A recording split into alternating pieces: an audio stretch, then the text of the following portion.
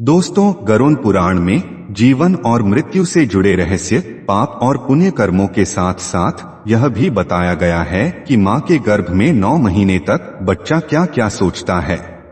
माँ के गर्भ में किस गति से उसका विकास होता है, कब उसमें सोचने समझने की शक्ति आती है और वह भगवान से क्या प्रार्थना करता है। आज की इस वीडियो में हम इसी विषय पर बात करेंगे। नमस्कार दोस्तों, स्वागत है आपका हमारे चैनल वैदिक ज्ञान संगम में। आपसे अनुरोध है कि चैनल को सब्सक्राइब कर लें और कमेंट बॉक्स में जय श्री नारायण लिखकर परमात्मा को अपना आभार व्यक्त करें। दोस्तों, आइए पहले जानते हैं कि माता के गर्भ में शिशु का विकास कैसे होता है और उसमें सोचने समझने की शक्ति कब आती है। गरुड़ पुराण के अनुसार ईश्वर की प्रेरणा से शरीर धारण करने के लिए जीव पुरुष के वीर्य के माध्यम से स्त्री के गर्भ में प्रवेश करता है। प्रथम रात्रि में जीव एक सूक्ष्म कण के आकार का होता है, 5 रात्रि में बुलबुले के बराबर तथा 10 दिन का जीव एक बेर के समान हो जाता है। इसके बाद वह 1 मास के पिंड का आकार लेकर एक अंडे के समान हो जाता है। 1 महीने में शिशु का सिर निकल आता है, दूसरे महीने में हाथ पैर आदि अंगों की रचना होती है। तीसरे महीने में नाखून, रोम, हड्डी, लिंग, नाक, कान, मुंह आदि अंग बन जाते हैं। चौथे महीने में त्वचा, मांस, रक्त, मज्जा का निर्माण होता है। 5वें महीने में शिशु को भूख और प्यास लगने लगती है। 6ठे महीने में शिशु गर्भ की झिल्ली से ढका हुआ माता के गर्भ में घूमने लगता है। आगे बताया गया है कि भोजन के रूप में जो भी मां ग्रहण करती है, उस भोजन का रस नाभि के जरिए शिशु के शरीर में पहुंचता है। माता जो भी कड़वा, तीखा, रूखा, कसैला आदि भोजन करती है, उसके स्पर्श होने से शिशु के कोमल अंगों को बहुत कष्ट होता है। इसके बाद शिशु का मस्तक नीचे की ओर तथा पैर ऊपर की ओर हो जाता है। वह इधर उधर हिल नहीं पाता। जीव की स्थिति पिंजरे में बंद एक पक्षी के समान हो जाती है। ऐसी स्थिति में शिशु भयभीत होकर हाथ जोड़कर ईश्वर की स्तुति करने लगता है। यह सभी बातें तो आप पहले से ही जानते होंगे, लेकिन गरुड़ पुराण में आगे बताया गया है कि शिशु जब गर्भ में होता है तब वह हर सुख दुख को भली भांति समझता है। इतना ही नहीं, शिशु को मां के गर्भ में अपने पूर्व जन्म भी याद आ जाते हैं। उसे याद होता है कि वह पिछले जन्म में क्या था, उसे याद होता है कि पिछले जन्म में उसके साथ क्या क्या हुआ था, उसने क्या कर्म किए थे और उसकी मृत्यु कैसे हुई थी। भविष्य पुराण में लिखा है कि शिशु यह विचार करता है कि मैंने अनेकों योनियों में जन्म लिया और बार बार मुझे मृत्यु प्राप्त हुई।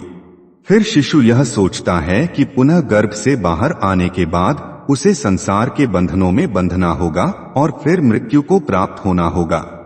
इसे लेकर भविष्य पुराण आगे कहता है कि जितना कष्ट पर्वत के नीचे दब जाने से किसी मनुष्य को होता है, उतना ही कष्ट गर्भ में शिशु को भी होता है। समुद्र में डूबने से जो दुख होता है, वही दुख गर्भ में शिशु महसूस करता है। गरुड़ पुराण के अनुसार 7वें महीने में जीव को ज्ञान की प्राप्ति होती है और वह सोचता है, मैं इस गर्भ से बाहर जाऊंगा तो ईश्वर को फिर से भूलकर मोह माया में फंस जाऊंगा। ऐसा सोचकर वह दुखी होता है और इधर उधर घूमने लगता है। शिशु सोचता है कि अपने परिवारजनों को सुख देने के उद्देश्य से जो पाप कर्म मैंने अपने पिछले सैकड़ों जन्मों में किए हैं, उसका फल भोगने के लिए आज मैं अकेले हूँ। जिन लोगों के लिए मैंने वह पाप कर्म किए थे, आज वह साथ नहीं है। इस तरह 7वें महीने में शिशु अत्यंत दुख से वैराग्य युक्त होकर ईश्वर की स्तुति इस प्रकार करता है, हे श्री हरि, संसार को पालने वाले भगवान विष्णु, मैं आपके शरणागत हूँ, मेरा उद्धार करें। गर्भस्थ शिशु भगवान विष्णु का स्मरण करता हुआ सोचता है कि हे भगवान, इस योनि से अलग हो आपके चरणों की भक्ति करूंगा, जिससे मैं मुक्ति को प्राप्त कर सकूं। फिर गर्भस्थ शिशु प्रार्थना करता है कि मैं मल मूत्र के कुएं में हूँ और भूख से व्याकुल इस गर्भ से मुक्त होने की इच्छा करता हूँ।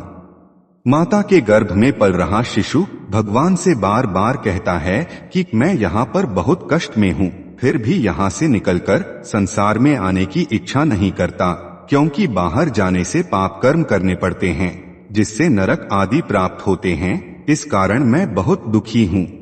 इस प्रकार 9 महीने तक माता के गर्भ में रहने के बाद जीव को प्रसूति वायु प्रसव के लिए नीचे धकेलती है। नीचे सर करके प्रसूति मार्ग से शिशु अत्यंत कठिनाई से बाहर आता है। उस समय वह सांस नहीं ले पाता। जीव जब गर्भ से बाहर आता है उसी समय वैष्णवी माया के प्रभाव से उसकी सारी स्मृतियां नष्ट हो जाती हैं।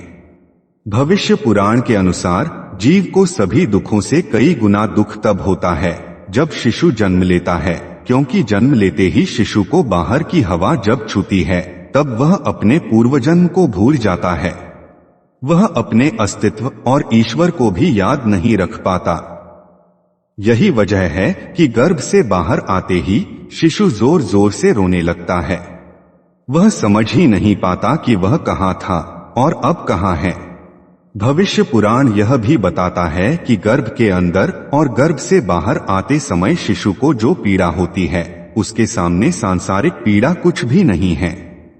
गरुड़ पुराण में स्पष्ट लिखा है कि गर्भ में जीव की जैसी बुद्धि होती है, यदि यह बुद्धि स्थिर हो जाए तो कौन व्यक्ति सांसारिक बंधनों से मुक्त नहीं हो सकता। कर्म को भोगने के लिए जब जीव गर्भ से बाहर आता है उसी समय वैष्णवी माया उसको मोहित कर देती है। माया के स्पर्श से वह जीव विवश होकर कुछ बोल नहीं पाता और जन्म के समय होने वाले अनंत कष्ट को एक पराधीन व्यक्ति की तरह भोगता है। दोस्तों, आशा है कि आपको माँ के गर्भ में बच्चा क्या सोचता है इस बात का ज्ञान हो गया होगा। अगर हमारा प्रयास सफल रहा हो तो प्लीज वीडियो को लाइक कीजिए और ऐसे ही वीडियोस को देखने के लिए हमारे चैनल वैदिक ज्ञान संगम को सब्सक्राइब कर लीजिए।